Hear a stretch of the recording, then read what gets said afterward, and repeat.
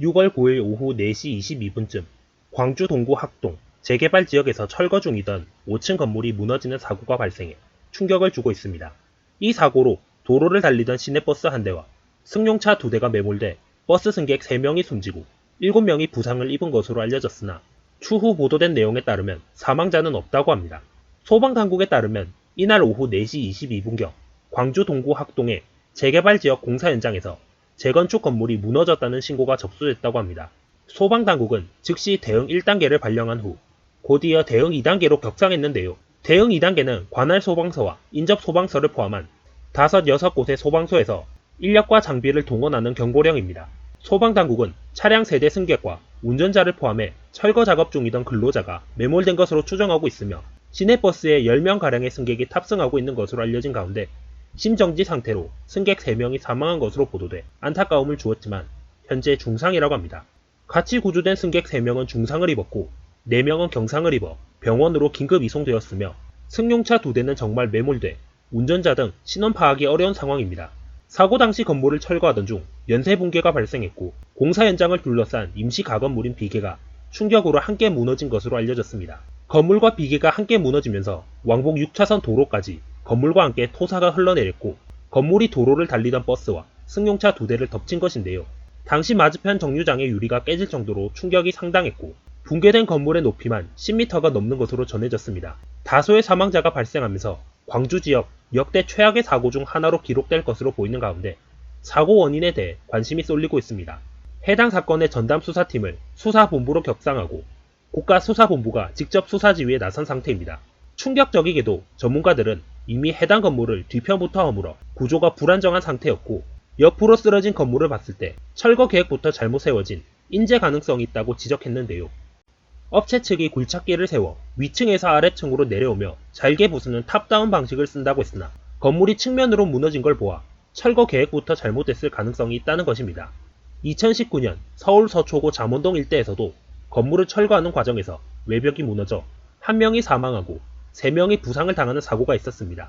당초 업체 측은 탑다운 방식으로 철거를 계획했지만 크레인 대여료를 아낀다는 명목으로 1층부터 건물을 철거한 것이 원인이었다고 합니다. 최종수 동국대 건축공학과 교수는 건물이 측면으로 쏟아진 것을 보면 철거 초반부터 하중 배분 계획 등을 잘못 세웠을 것이라며 탑다운 방식을 썼더라도 편심 하중, 충격 하중을 못 버텼을 가능성이 높다라고 주장했습니다.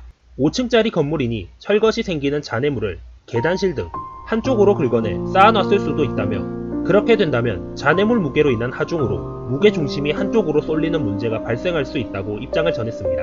철거 현장 관계자는 사고 이후 긴급 브리핑을 통해 집게 형태의 장비를 사용한 굴삭기가 건물을 조금씩 허무는 방식으로 철거 작업을 진행했다고 밝혔는데 이는 철거 대상 건물 뒤편에 폐자재 등을 쌓아 올렸고 잔해 더미 위에 굴삭기가 올라앉아 남은 구조물을 부쉈다는 얘기입니다. 이 같은 철거 방식은 전문가가 아닌 일반인이 생각하기에도 상식 바뀐 부분입니다. 철거 방식은 크게 폭파 방식과 굴삭기를 통해 위층에서 아래층으로 내려오면서 잘게 부수는 방식을 사용합니다.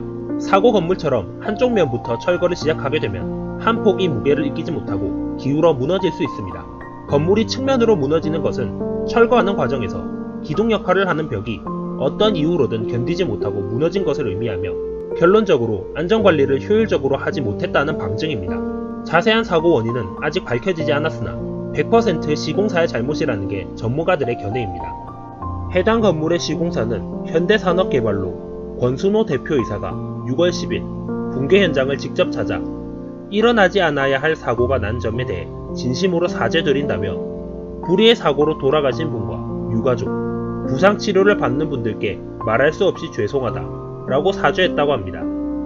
그러나 권 대표와 현장 소장은 사고 과정과 책임 소재 등 중요 쟁점을 묻는 취재진의 질의에는 소극적인 모습을 보였다고 하는데요. 사고와 관련해 어떤 작업을 하고 있었는지를 묻자 명확하게 답변하지 못하며 특히 현장 소장은 붕괴 현장 근처에서 작업 과정을 지켜보고 있었다면서도 작업자들이 대피한 시간은 알지 못한다고 했습니다. 사고가 발생한 시각조차 제대로 인지하지 못하고 있었다는 것이죠. 한편 문재인 대통령이 6월 10일 광주 건물 붕괴 사고와 관련 철저한 원인 조사와 책임 소재 규명을 주문했습니다. 문 대통령은 우선 희생자들의 명복을 빌고 피해자와 가족분들 그리고 더 나아가 광주 시민들에게 깊은 위로의 말씀을 전한다라고 말했습니다. 이어 광주시와 동구청, 국토교통부와 행정안전부는 사망자 장례 절차와 부상자 치료 지원을 통해 희생자와 가족의 아픔을 덜어드리는 모든 조치를 취하라고 지시했는데요. 문 대통령은 사전 허가 과정이 적법했는지, 건물 해체 공사 주변의 안전조치는 제대로 취해졌는지, 작업 중의 안전관리 규정과 절차가 준수되었는지 확인하라고 전했습니다.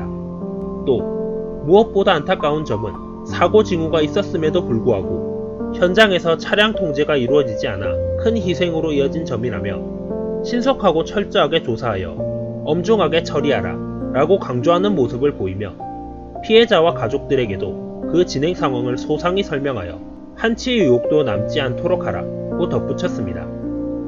이번 사고로 승하차를 위해 정차한 54번 시내버스에 타고 있던 총 17명 중에 9명이 숨지고 운전기사를 포함한 8명이 중상을 입은 채 구조되었습니다. 사망자를 포함한 사상자 17명은 모두 시내버스 승객인 것으로 최종 확인되었으며 당초 시내버스와 함께 매몰된 것으로 알려진 승용차 2대는 사고 직전 멈췄다고 합니다. 광주 동구 건물 붕괴 사고로 희생된 사망자 9명 모두 버스 뒷자리에 탑승한 승객들인 것으로 확인되었습니다. 추가로 사망한 9명의 시민 중 17세 남성 고교생이 포함된 것으로 알려져 네티즌들의 안타까움을 더하고 있는 가운데 사망자들의 안타까운 소식이 전해져 마음을 아리게 합니다. 광주지법 인근서 곰탕집을 운영하던 광모 씨는 큰아들 생일에 장을 보고 집으로 돌아가는 길이었는데 두 정거장을 남겨두고 돌아오지 못했습니다. 곽 씨의 시누이는 가게 문 여느라고 아들 얼굴도 못 보고 생일상만 차려놓고 나갔는데 그게 마지막이 될 줄은 몰랐다라고 했습니다. 이어 올케가 사고 나기 직전에 오후 4시쯤 큰아들과 통화했다. 그게 마지막이 될 줄 누가 알았겠나. 내일 장사했을 음식 재료 사려고 시장에 가는 길이라고 했다며 흐느껴 울었습니다. 또한 사실 나도 사고 날 때 현장 가까이 있는 과일 가게에 있었다. 지나가다가 건물은 무너지고 희뿌연 연기가 가득한 걸 보고 너무 놀랐는데 우리 가족이 거기 있을 줄은 이라며 말을 잇지 못했습니다. 최연소 사망자 고교 남학생은 비대면 수업이었지만 동아리 활동을 위해 학교에 갔다가 집으로 돌아오는 길에 참변을 당한 것입니다. 해당 남학생은 늦둥이 외아들이라 집에서 각별한 사랑을 받은 것으로 전해집니다. 한 60대 부부는 뉴스를 통해 철거 중인 건물이 시내버스를 덮쳤다는 소식을 들었습니다. 하지만 가족이 그 안에 있었으리라 생각하지 못했다고 전했습니다. 부부가 친척의 사고 소식을 들은 시점은 뉴스를 보던 중 갑자기 울린 전화벨 때문입니다. 순간적으로 좋지 않은 소식이란 걸 직감한 부부는 이게 무슨 마른 하늘의 날벼락이냐며 서둘러 장례식장을 찾았습니다. 급히 나온 탓에 복장을 제대로 갖추지도 못한 채 서둘러 나온 모습이었습니다.